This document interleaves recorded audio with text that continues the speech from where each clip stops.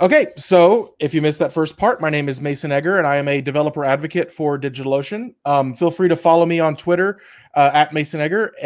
If you end up having questions that I don't get to tonight, or you have a random question that pops up in your head, or if you think that there's a better Simpsons meme for the things that I've done, please let me know, because I literally spent all day writing this talk and getting the Simpsons memes, and some of them I'm like, yes, that's the perfect meme for that topic, and the rest of them I'm kind of like, So if you've got a better meme, would love to see them. Also, if you want to watch, if you're into Twitch and live coding and stuff, I do live code streams on Twitch at SLD'OHs Codes. I do these on Tuesdays afternoon, 3:30ish Central Time. So feel free to join me there. If you want, I also announce it when I'm on Twitter. So you're only got to follow me at one place. Okay. Come on, PowerPoint. There we go. So a couple of resources that I used for this talk. Most of this talk comes out of the Google SRE books or my personal experience. When I worked at Verbo, which is VRBO, Vacation Rentals by Owner, they changed the name. It used to be called HomeAway. It's definitely owned by Expedia Group. I was a site reliability engineer for their cloud platform team. Verbo has an internal pass that all applications are deployed onto, and I basically helped stand up a lot of that and build it out. So we read the Google SRE books while I was there, and at the same time, we had our own kind of methodology that we sprinkled in. So it's a lot of Google SRE book with a lot of like anecdotal stuff from myself. Also, if you want to make Simpsons memes, Frankiac is a great website for that. So disclaimers. This talk is essentially a Simpsons meme with a few helpful tidbits here and there. I hope we get some useful stuff in here. I was kind of curious about how many Simpsons memes I could fit into a single presentation and slip it past organizers without them noticing. And it seems like I did. I managed to get it over. So we will definitely see how many there are. In my past job, back when I was doing my SRE work, whenever the clusters would go down or where we would have a problem, I typically would find myself sending my teammates some form of Simpsons GIF or meme to lighten the mood, because there's nothing fun when your production cluster goes down. It's actually a really tense time. So eventually I realized I could probably explain my entire job in memes, and that's always been a life goal of mine, and I even get to do it in Simpsons memes, which is even better. So hold on. I hope you're ready for a lot of Simpsons content and hopefully some useful content at the same time. But here we go. So all those disclaimers just make me want to do it more. So welcome to The Simpsons. This is Homer Simpson. He is a nuclear technician at the Springfield power plant. This is also sometimes me when I'm working at work, because I have a whirly chair and that's just fun to do. I maintain, just like he maintains the power plant, a lot of DevOps and site reliability engineers and just engineers in general maintain a lot of code base that runs in the wild and in production. But oh no, something's gone off. PagerDuty is upset, and now the website is going down and we have to fix it. And we go through all of these things and we figure out how to fix it and we get it going. And then, a couple people come in, that are really calm about it. And then there's the people that come in who are like, the world is falling and somebody please needs to think of the children because the website is down. So we go all through that and say we get the entire situation fixed. We now get dropped into a lovely root cause analysis meeting where eventually at some point, someone will say the phrase, hey, what are SREs and how can we utilize them? Man, I am really enjoying my memes. So the Google SRE book actually has what I consider one of the best definitions for a site reliability engineer. And I really like it, and I'm going to kind of paraphrase this. Essentially, a site reliability engineer is someone who is an engineer who specializes in the entire life cycle of software. So very often, I've seen in some software engineering jobs, and especially in some roles that I've seen, is the engineer will create the code, write the code, and then once it's released, it kind of gets thrown over the bus onto a QA or to a support team or into, some sort of nether that it never comes back from. Site reliability engineers, on the other hand, kind of focus in the entire life cycle. They focus in the deployment and the operation of it, the refinement, and then eventually peaceful decommissioning. This discipline uses a wide range of skills, but there is definitely some overlap with traditional software engineering. But there's definitely a lot of skills that are completely separate from software engineering that you really wouldn't see, say, in, you know, a university classroom, or even like a, you know, a boot camp or something. You really don't see these kind of principles being taught. So, and then someone will always say, "Hey, we need a site reliability engineer, or we need a team of them. You know, we need DevOps, we need SRE, we need Kubernetes, we need some big fancy word that solves our problem." There's a great Dilbert comic about that, where, you know, you just say, like, I think you're what it turns into. But in reality, well, SRE teams are great, and I came from one, so I can never disparage them. SRE teams are really good at very large companies that have big budgets and have large deployments and such. But if you're working at, say, a small startup or something, simple DevOps engineer or a sysadmin will do. But in reality, what you don't need the magic of the SRE. What you need is a way of being able to measure your uptime and guaranteeing availability for your users. It's trying to solve the problem with people instead of identifying the problem. So, what is uptime? Well, my service is running, then I can ping it. That means it's up, correct? You know, it worked. It's a miracle. That's not really the truth, though, is it? You know, if the service is up, but nobody can access it, is the service actually up? Is it useful? If nobody can use it, then does it actually serve its purpose? You know, if a tree falls in the forest and nobody hears it, you know, did it fall and all that? So in reality, uptime is useful. And I used to know a lot of sysadmin friends that loved going in and being like, they would type uptime on their Linux machine, and they'd be like, look, this server's been up for 10 years. And, you know, that's pretty dope, and it could be pretty awesome. But, you know, if it wasn't available for some certain amount of times, that really doesn't matter. So in reality, we don't really care so much about uptime per se. What we care about is availability.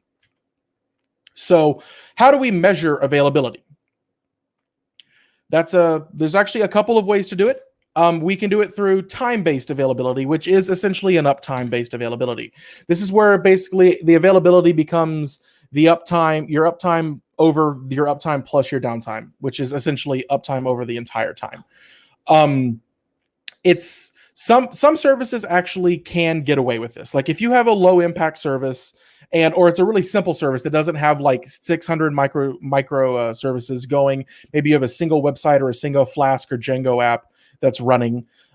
Maybe this kind of uptime works for you. And in reality, at the end of the day, what this entire presentation is about doing what's best for you and what gets you the results you need to get.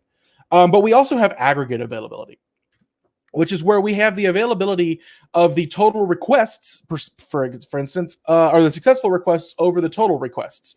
This is actually a little bit more useful because this is also could be negated to use for unsuccessful requests, and the error rate, which, you know, could be turned to the error rate. But where this is useful is, like, if you have a highly distributed system. So imagine Google. You know, Google. If Google just went with time-based availability, that really wouldn't be that useful for them, because with highly distributed systems, there's a likelihood that some subset of all of the services are running on some part of the earth. So if Gmail is down for all of North America, but it's up for Europe, technically the uptime on it's still up because it's being measured, and is the service up? Whereas where it's aggregate availability, maybe what you do is you start to see how many people are getting either 400 or 500 HTTP requests, and as you breach this threshold, you start to see, hey, we're up above a certain amount. Maybe this leads to an outage, or maybe this is the smoking gun that we actually currently have an outage. So doing successful requests over total request is one example of many different ways of doing it. But one thing about it is not all requests are created equal. So aggregate availability, again, is really useful. But it says in complex systems, not all of your requests are created equal. A new user sign-up page or a sign-up request may be different from like a message send request. If Gmail were to go down and people couldn't sign up, per se, you know, that's irritating, but that's not, you know, as bad as if nobody could send emails through Gmail. You know, that one is, you know, slightly, I guess, worse. I was going to say slightly more better, but that's not even a real phrase and not even correct. It's slightly worse than people not being able to sign up, because the day-to-day operations could still move forward. Another thing that you have to ask yourself whenever you're figuring out about which requests you need to monitor and which requests you don't is, do different types of failures have different effects? Same thing with the Gmail example. People not being able to sign up, the likelihood is that people are, if I can't sign up for an email service like Gmail or something's up, I'll probably be like, you know what, I'll come back later. Maybe the website's a little bit, maybe I'll go, grab a cup of water or something and come back. I'll come back later. Whereas if I can't send emails and that kind of outage persists for a long period of time, is if you can't send those emails, that actually might cause to, loss of customers, people being displeased with the service, going on Twitter and putting you on blast, or just anything more. It could potentially be a lot worse. So in my mind, I would say that that's probably a much more valuable request to track, and we should track that one probably higher than we track the new user sign up thing. What other service metrics are important to take into account? These are other things that you have to ask yourself. So things like HTTP response rates, latency within, if it takes a long time for that message to process because maybe it's taking a long time to get through the outbound mail servers, you need to take a look into that. So how services interconnect and talk with each other. If the latency between these three microservices that run becomes really big in one area, maybe you want to know what's going on with that and see that. So defining availability. How do we know if we're available enough? Here's Grandpa Simpson out in the cold and there's wolves after him. How do we know if we're actually available enough? What level of service do your users expect? Are you the kind of service that if I can't send an email right this second, but I can send it in 5 minutes, is that really that big of a deal? Or maybe I'm it was a random idea that I was thinking of the other day. Maybe I'm a website that generates memes or something, and I use it to maybe download a meme. And if I can't use it right now, do my users expect, the uptime of 5 nines? Do they expect me to have less than 6 minutes of downtime in a year? Do they expect me to be able to batch process 1 million memes at a second? Is that something that the user expects, or can we kind of maybe we don't need to be that available? Does this service tie directly to revenue? A meme service, like I was describing, probably doesn't tie much to my revenue, and there's probably not a lot of customers who, I would say memes are directly tied to the revenue. There probably are some, but definitely not like email. If email is down and people can't send emails, this could potentially cause them to become in breach of their agreements where, they had to respond to requests within a certain amount of time and they didn't, and now they're in trouble, and that could negatively impact the revenue of the customers. Are these services free or are they paid? That's kind of a big one. A lot of people with free services tend to have a little bit lesser on, okay, it's a free service. If you're paying me, I'm obligated, but if it's free and it's maybe it's my side project, maybe I don't need that much availability. What does the competition look like? If I'm the only one in the market and I'm bad, I'm still the only one in the market. But if there's a lot of competition and a lot of people don't, me having one outage is the difference between me and the competition, or people moving, or the competition is outperforming me in requests per second or another valuable metric. And while I'm worried about losing customers, then maybe I need to adjust my availability to meet my target, meet my competition. And what does my target audience look like? Consumers or enterprises? Consumer, it's a big difference. If you've ever worked in a sales engineering org or you've sold enterprise software, the difference between consumers and enterprises is in how they consume software and what they expect of software is really different. Consumers are a lot more forgiving and don't have these very large contracts that would say, if I can't access Google for more than 3 minutes a day, you're gonna pay me $50,000 because you're in breach of this contract. Whereas with enterprises, they could have something along those lines where you have a large scale software operation that you've sold them a service, and if that service goes down for more than the agreed amount of time, they may be entitled to getting a slight rebate because the service is down. So knowing your availability, really, you have to answer a lot of questions about your services and kind of figure out how available do you need to be. And then a lot of questions that I get whenever I usually talk about availability and such are, what about the nines? And every DevOps, SRE, sales engineer, used car salesman, the lady who cooks bread at my supermarket, everybody talks about the nines. Not really, but it's the big thing that you hear a lot when you talk with DevOps and SRE folk. And it's basically when your uptime is measured, it's usually measured about as the number of nines in your percentage. So 99%, which is 2 nines, 99.9%, they call 3 nines, 99.99%, and then it just keeps going on and on and on and on. And what this basically amounts to is how much downtime can you actually have in a year.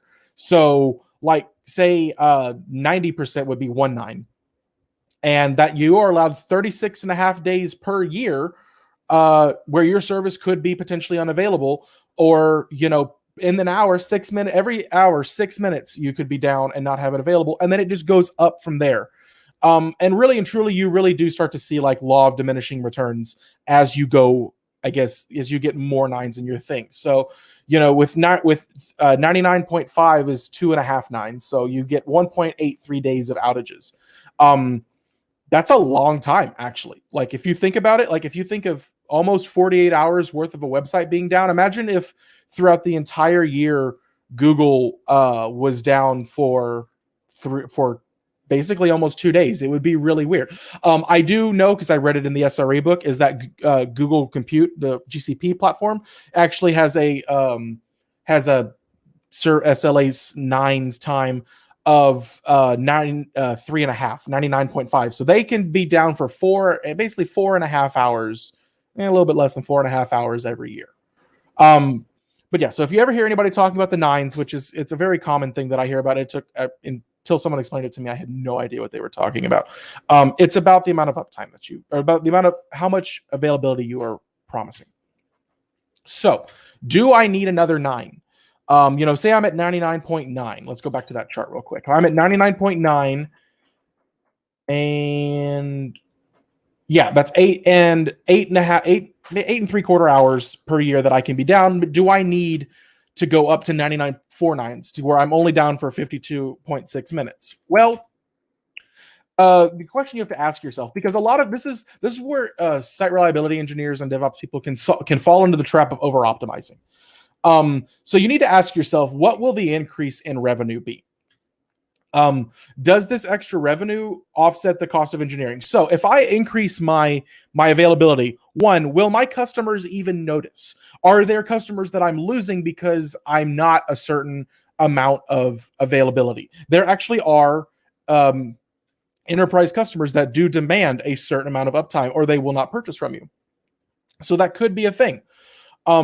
Does this extra revenue offset the cost of engineering? Because getting from 3 nines, the more nines you get, it becomes exponentially more difficult to ensure that the system doesn't crash, because you're becoming more vigorous with your change logs, with your change control systems, with what you allow to roll out, all your updates and stuff. It's actually relatively tough, because you don't want to breach it, and you have to be. The more nines you add, basically, the more careful you get. The more process has to be in place, the more automation has to be in place to do a lot of this. It's not that it's a bad thing, but it's not a trivial task in engineering land. So if the proposed improvement is from 99.9, from 3 nines to 4 nines, the proposed increase in availability has gone up less than 0.09%. So like less than 0.1%. I hope my math is right there. So say my service brings in $1 million of revenue a year, just an arbitrary number, because $1 million is easy to divide into percentages. The value of the improved availability from going from 3 nines to 4 nines is just the amount of the service revenue multiplied by the improved availability. So by going from 3 nines to 4 nines, which is not an easy task to do, really only has a value of about $900. Which is actually really low. Like that, like all in all, that's all the budget I'm allowed to spend to get from this thing. If you actually, practice this. A lot of engineers or a lot of companies won't really do this math, but it's a good metric to kind of go over.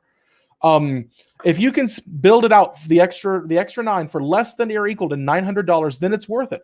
Otherwise, you're going to spend more money than you're making trying to get it to build it out. And if we just do a quick little piece of math, An SRE at roughly $120,000 a year, which is I would say that's that's a maybe SE2, SE3, or individual contributor 2 or 3 base salary for site reliability engineers, makes roughly $57 an hour if you assume that they work 8 hours a week, 5 days a week for 52 days a year, or 52 weeks a year. If you actually, factor in vacation stuff, they make a lot more. So a $900 budget would only really give you 15 and a half hours that you could spend trying to get that fourth 9 before you would run out of money. And it would no longer be worth the benefit to do it. So before you over optimize and before you really think about it, I would just say make sure you go over this, because if your customers are happy with 3 9s, getting to a fourth 9 isn't going to make them any happier. And actually, we're going to go over that later. It's going to make them have a perception about how your service works. And then if you actually drop below it, even though it's not what you stated, it'll cause problems. So I think that's later in my slide deck. We'll go over that in a minute. So one of the tools that we use to measure everything are what are known as the service level, or the SL stars, SLIs, SLAs, SLOs, or SLD'OHs is the title of this talk was.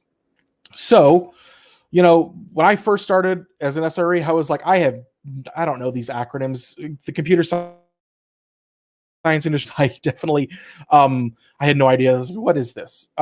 So SL stands for service level. Indicators, service level indicators, an easy way to think about these are the metrics that matter. So how many requests per second, what the latency is, how many successful requests, maybe how many failed gRPC calls were made, how many hits to the database, what the latency from the database is, how long that query is taking. These are the indicators. These are the metrics that we actually want to measure. Service level objectives are the ranges where these metrics should be. So the indicators you can almost see as raw data. There's no rules. There's nothing around them. It's just the data. The objectives are, okay, I want to make sure that I have less than 3% failure rate on my API at all times. That's going to be my service level objective. So if I go above that, I am now in breach, which is a hint that there's something wrong, either wrong in the system, or it means that there was, well, I guess it is wrong regardless, but it could be an outage, or it could be maybe a bad code push or something.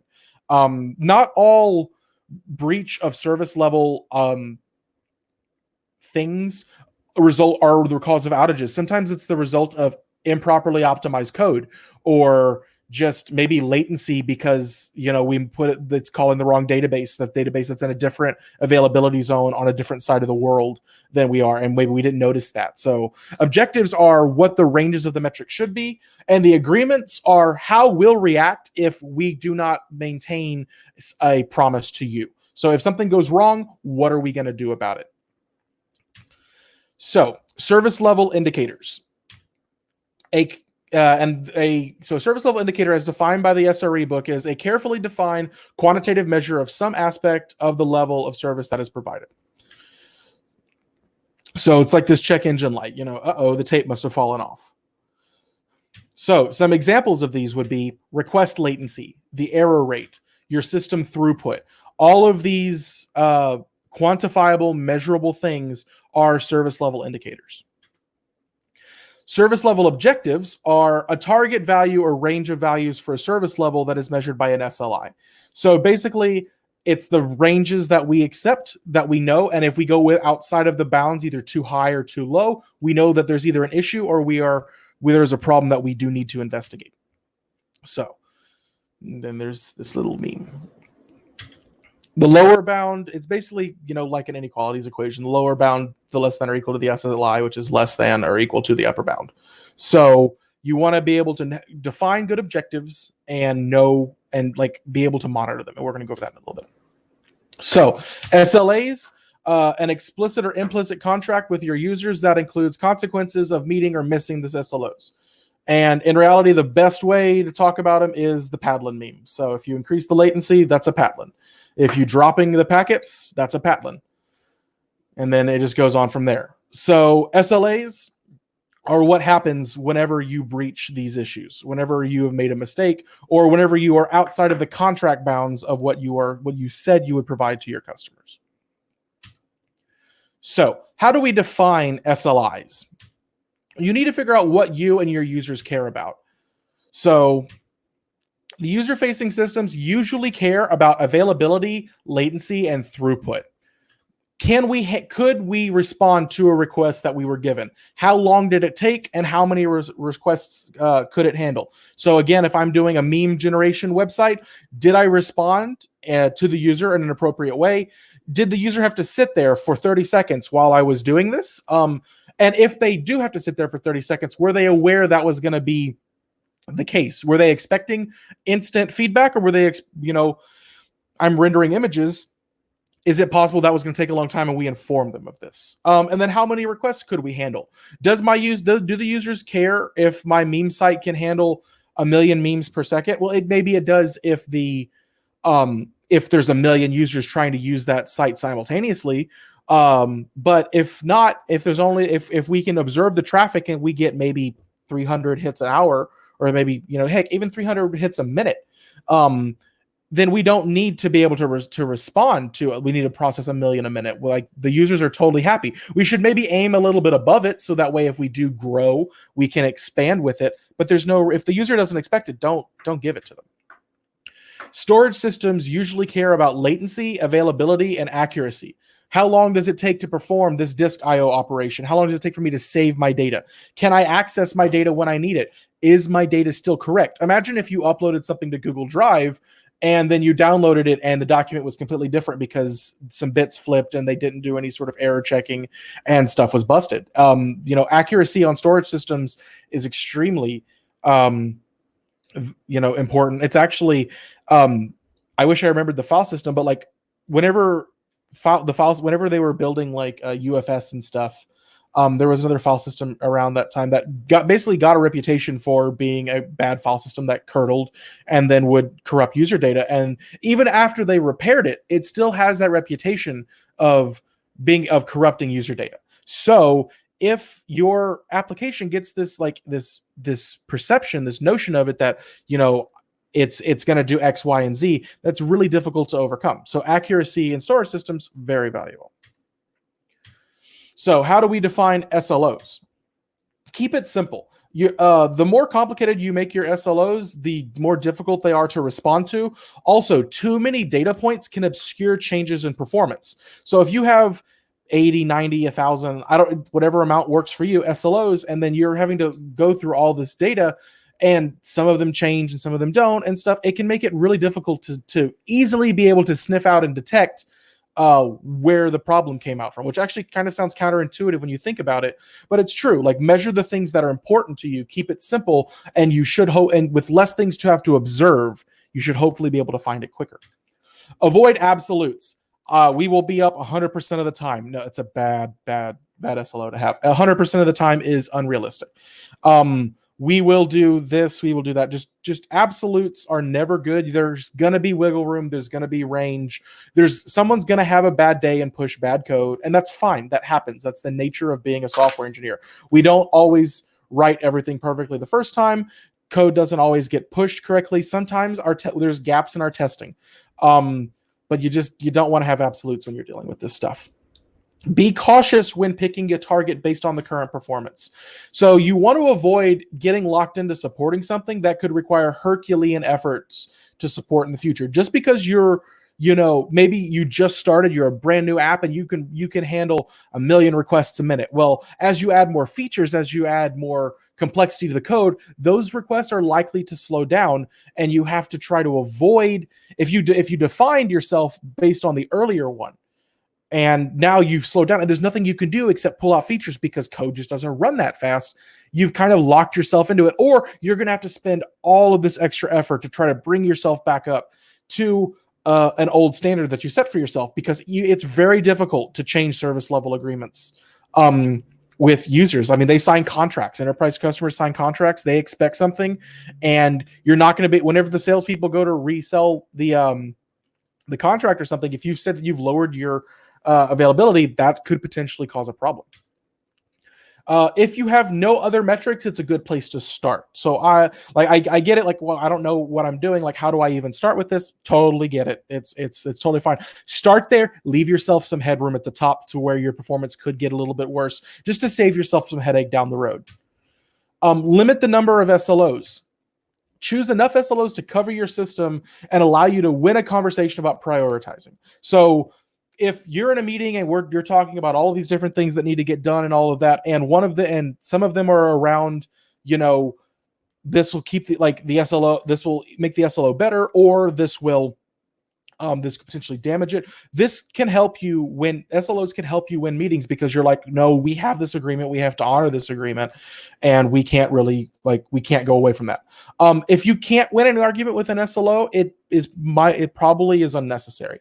So that's a good litmus test. Is this SLO necessary? If I can't use it to win an argument with the product manager that no, we need to spend more time repairing this thing than we do adding this new feature, then maybe it's not the right one. Again, nothing in here is black and white. There's a lot of gray. There's a lot of flexibility in all of this, which I think I literally just said. Note that some attributes, such as user satisfaction, aren't covered by SLOs. So if your user is happy, and they like what's going on, there's no SLO for user happiness.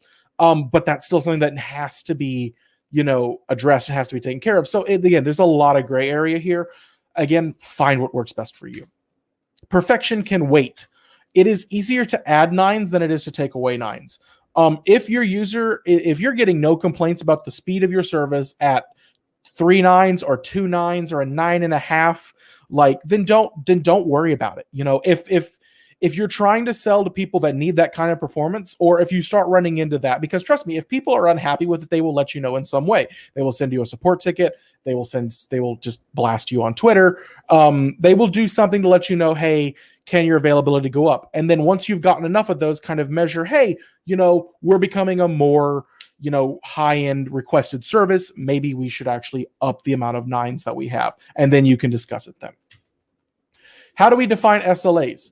SLIs are usually defined at a company level between business and legal, and involves reparations to customers. So if a company doesn't keep up with a certain SLA, there could be litigation. They could be having to deal with it. It's part of the contract. They're in breach of contract. It could become an issue. So as engineers, you may be in the conversation, but about what are some good ideas, but you're not going to be defining these yourself. This is really, you might help with the draft, you might consult, but this really is going to be done between business and legal. If your customers are internal developers, however, then it might be within your team's ability to define SLAs. The team that I worked on provided a PAS for all of the developers inside of HomeAway.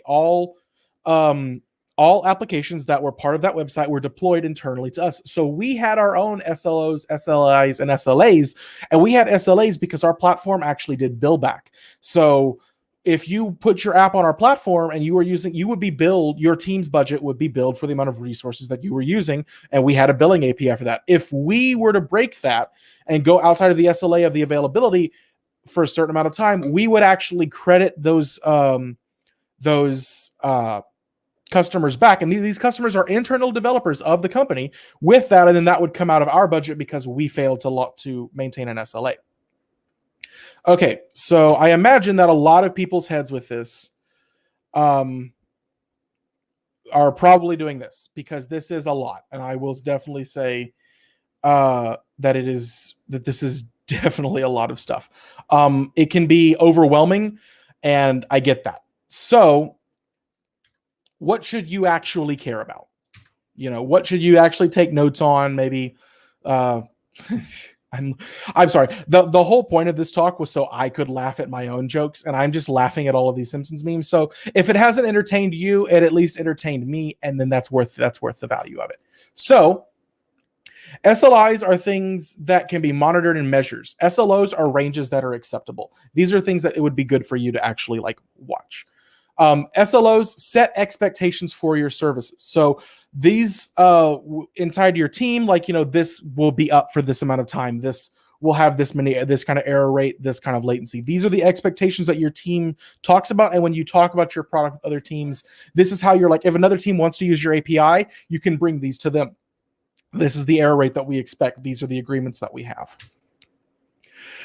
Monitor and measure your system's SLIs. And so you need to be able to monitor them and know what's going on, so that way you can actually know when they've gone outside of the range of the SLO.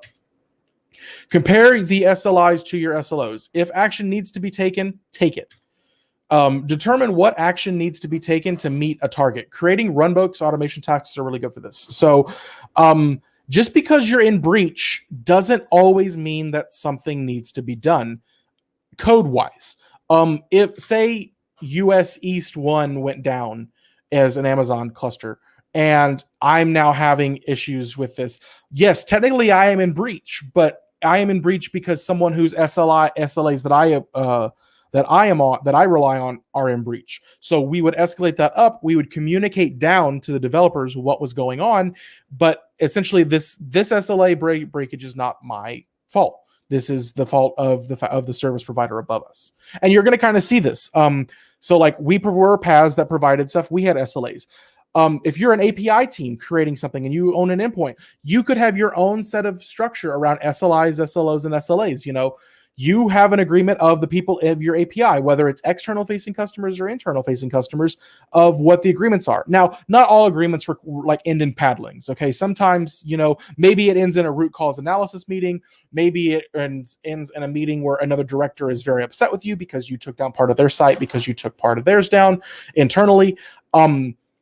They don't always have to require necessarily like reparations. Like if I was on a team that I built an API and it broke, and somebody else was depending on it and I'm fixing it, I don't have to like buy them lunch the next day. I mean, it might be a nice gesture. You might want to try to do that. Maybe take them out for a beer. Their heart rate probably went up when PagerDuty went out, so they probably need to de-stress a little bit. But I don't think it's like it's not always going to be like monetary reparations and stuff. Sometimes it's just apologies. So take action when needed. Always and preemptive action is always better than, reactionary action. If you see something starting to go south, take action and deal with it, because the likelihood is, or at least, and that action can be maybe monitoring it, maybe paying a little bit closer attention to it. Maybe you have a top level dashboard, maybe drilling in, SSHing into some of the nodes, maybe checking some of the logs, just seeing what's going on, and take actions as necessary. So a couple of tips regarding all of this. Have internal SLOs to your team that are higher than your external SLOs. So if I say that I'm going to provide you with 3 nines, internally, I might say that to the team, we have 3.5 nines. We want to stay above our SLO. So that way, even if we do something where it causes a gap, hopefully, or it causes a decrease in our availability, the decrease in the availability that we created was in our artificial barrier that we created for ourselves, and it doesn't trigger an incident. So definitely try to make it higher for yourself than you would for your external facing ones. Users build. This is just software engineering. How software engineers build. They build based on the service you provide rather than what you say. So if I say it has a reliability of 50%, and then you as a developer are using this service and you think, oh, it's got a reliability of 100% because it's never down. Maybe I was lowballing it. Maybe I was drunk when I wrote that message. Who knows? Customers will become accustomed to that. And yes, if you end up eventually degrading down that far, yes, you are not in breach of the agreement, but you are still open to ridicule, and people may potentially leave your platform because of that. So you have to be wary of that. You can avoid this by rate limiting requests, by designing the system to produce similar performance over light and heavy loads, or you can actually do planned outages. You can plan an outage and take the service down for either a maintenance that you want to do, or just to stay within your range so customers don't become too dependent on it. I know that sounds really sketch and really shady, but Google actually does this. They have a process called Chubby that introduces planned outages because they were overly available. They were too available, and people became to depend on them for what they actually were putting out rather than what they said they were, and people get upset about it. So now every now and then somebody just kicks the server, unplugs the Ethernet cable for a little bit. Not really, that's not how Google works, but it kind of, just do that. It's weird. It feels weird. I've actually never performed a planned outage I perform maintenance outages. I've never performed a planned outage for the sake of remaining within inside of these gaps. So it's pretty interesting. But yeah, it seems a little bit weird to me, but it seems weird to everyone. Breaches of agreement are going to happen. Okay, like there's going to be a bad day. We work in technology with magic rocks that we have enchanted to pass electricity over them, and they get cranky sometimes. And it's going to happen. Just breathe and do your best to get the system back online. Don't worry about get it back online, get it going. There will be time for analysis. There will be time for figuring out what's going on. But at the end of the day, just try to make it. Just try to make it, and don't panic. It's scary. My first time on call was terrifying, especially like when you work for a company and they make a habit of telling you that this is a $1 billion company, this is a multi-billion dollar company, and the entire company rests on your platform. And it was me and 4 other engineers. And if the platform goes down, which in the entire time that I was there, we had one serious outage that caused major problems. The failover region still worked, but we poisoned the main region, and that was a weird situation. But just don't worry about it. It's scary. You'll get through it. There is no room for blame inside of an SRE org. All postmortems should be blameless. You're not going to foster good health. You're not going to foster good team camaraderie. You're not going to foster trust by, oh, it's his fault. He pushed the change. Why did he do that? Blameless postmortems are a thing. There's actually a really good talk by Chris Wilcox, I believe is his name, who does it at who's done a talk at Pythons about Google's blameless postmortems. If you haven't seen them, you should definitely look them up. I think he gave it at PyOhio and at PyGotham. So definitely look those up. But you can't be a jerk when you're doing all this stuff. You got to be blameless. Take it as an opportunity to learn. And if somebody made a mistake because they didn't know something, and this is just my opinion on this one, if you have a junior teammate that makes a mistake and they do something wrong and it wasn't documented, then that falls on the senior members teams for not documenting and not teaching correctly. Unfortunately, while a lot of the tech space has gotten better, when you deal with older curmudgeonly sysadmins, sometimes they become like they're less likely to want to teach, less likely to be friendly, and you have to foster good team growth. So, and that is pretty much it. There is the Simpsons credits, and we are good. Awesome. Thanks so much, Mason. Can we get a round of applause for Mason in the chat? There's a lot of great comments about how much they loved your Simpsons memes. So it is time for Q&A. We'll just take a couple of questions. If you do have questions, please ask them in the chat. We'll take a couple now, and then Mason, I'm sure you can provide your contact information, and we can get to more later. Definitely. So first question I see is, can you see the screen? So it's like, how do SREs guarantee objectives, given that some of the problems that you encounter will be problems that you've never seen before? So that's a great question, actually. So if it's a problem that you've never seen before, this is why you don't overpromise. You give yourself, and I didn't have time to go into it today, and there is something of the concept of an error budget. And if you read the Google SRE book, they talk about this in some detail about you give yourself a budget of unknown unknowns. You don't know what's going to break. You don't know what's going to go wrong. So you give yourself this time. So when that does happen, you can take it out of that. And that's against or that's also a part of the not over promising. You don't need to be 6 nines and have 2 seconds of downtime a year. If you do that, when you have an unknown, you're screwed. You're going to breach agreement, and it's going to be a problem. So yeah, definitely. If you have a chance, check out that book. It's on error budgets, but this is why you don't over promise on availability. Awesome. I guess I just have one more question before we're just going to wrap up and take a break before the next speaker. Going back to our question of the night, what is your favorite Python library? Oh my goodness. That's a fun one. It's actually weird. My favorite Python library is in the standard library, and it's argparse. I think argparse is one of the best command line tool building libraries that I've ever seen. And it's really awesome. And I love it. Like, as someone who's dealt with stuff in sys and C and stuff, it's not. And I saw one question pop up in the chat that I'm going to answer really quickly because it's a very good one. Are SREs underpaid and underappreciated? No and yes. SREs get paid in a lot of money. Are they underappreciated? You only notice the SRE when the damn thing is broken. Like, nobody knows or cares about me when it's working, but when it's broken, I hear about it. So yes, are they underpaid? No, it's actually very lucrative if you can get into that.